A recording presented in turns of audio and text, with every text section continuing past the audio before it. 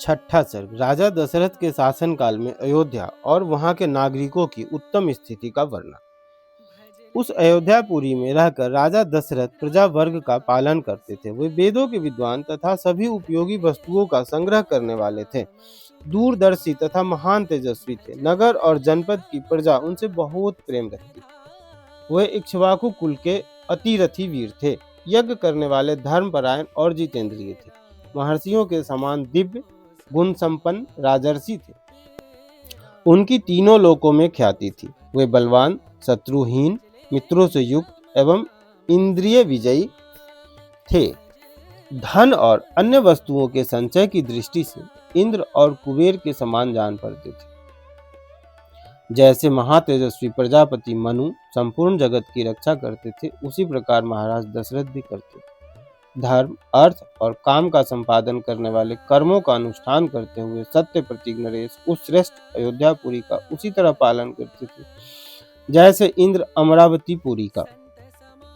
उस उत्तम नगर में निवास करने वाले सभी मनुष्य प्रसन्न, धर्मात्मा, बहुश्रुत, निर्लोभ, सत्यवादी तथा अपने अपने धन से संतुष्ट रहने वाले थे। उस श्रेष्ठपुरी में कोई भी ऐसा कुटुंबी नहीं था जिसके पास उत्कृष्ट वस्तुओं का संग्रह अधिक मात्रा में न हो, जिसके धर्म, अर्थ और काम में पुरुषार्थ सिद्ध न हो गए हो तथा जिसके पास गाय, बैल, घोड़े, धन, धान्य आदि का अभाव हो।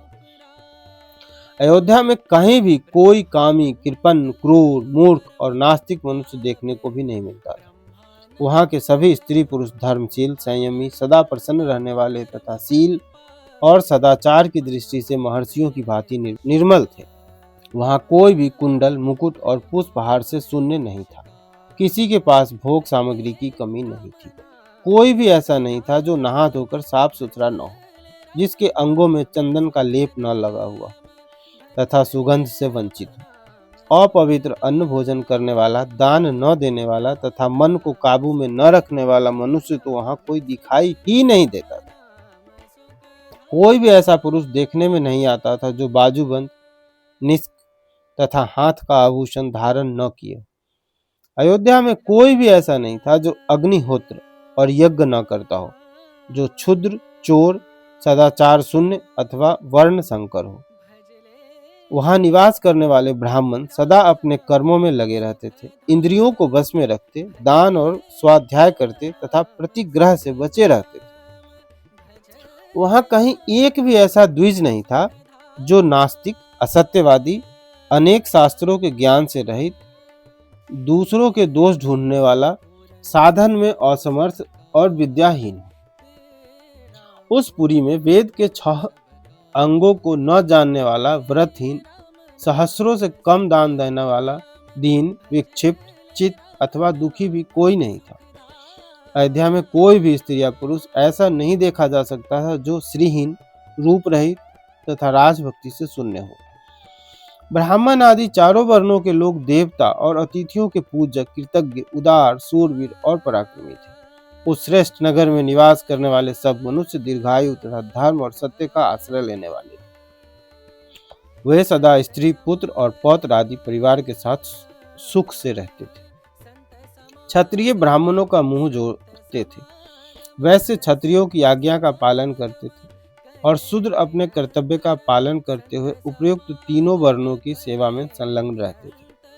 इक्ष्वाकु कुल के स्वामी राजा दशरथ अयोध्यापुरी की रक्षा उसी प्रकार करते थे जैसे बुद्धिमान महाराज मनु ने पूर्व काल में उसकी रक्षा की थी। शौर्य की अधिकता के कारण अग्नि के समान दुधर्ष, कुटिलता से रहित, अपमान को सहन करने वाले असमर्थ तथा अस्त्र शस्त्रों के ज्ञाता योद्धाओं के समुदाय से वह पूरी उसी तरह भरी पूरी रहती थी जैसे पर्वतों की गुफा सिंहों के समूह से परिपूर्ण होती है। काम्बोज और ब्राह्मिक देश में उत्पन्न हुए उत्तम घोड़ों से, वनायु देश के अश्वों से तथा सिंधु नद के निकट पैदा होने वाली दरियाई घोड़ों से जो इंद्र के अश्व उच्चैश्रवा के समान श्रेष्ठ थे। अयोध्यापुरी भरी रहती थी। विंध्य और हिमालय पर्वतों में उत्पन्न होने वाले अत्यंत बलशाली पर्वताकार मदमत गजराजों से भी वह नगरी परिपूर्ण रहती थी।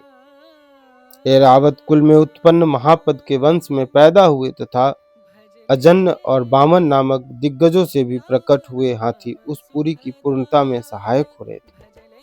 हिमालय पर्वत पर उत्पन्न भद्र जाति के, विंध्य पर्वत पर उत्पन्न हुए मंद्र जाति के तथा सहस्र पर्वत पर पैदा हुए मृग जाति के हाथी भी वहां मौजूद थे। भद्र और मंद्र इन दो जातियों के मेल से पैदा हुए संकर जाति के, भद्र और मृग जाति के संभोग से उत्पन्न संकर जाति के तथा मृग और मंद्र इन दो जातियों के सम्मिश्रण से पैदा हुए पर्वताकार गजराज भी, जो सदा मदोन्मत्त रहते थे, उसी पुरी में भरे हुए थे।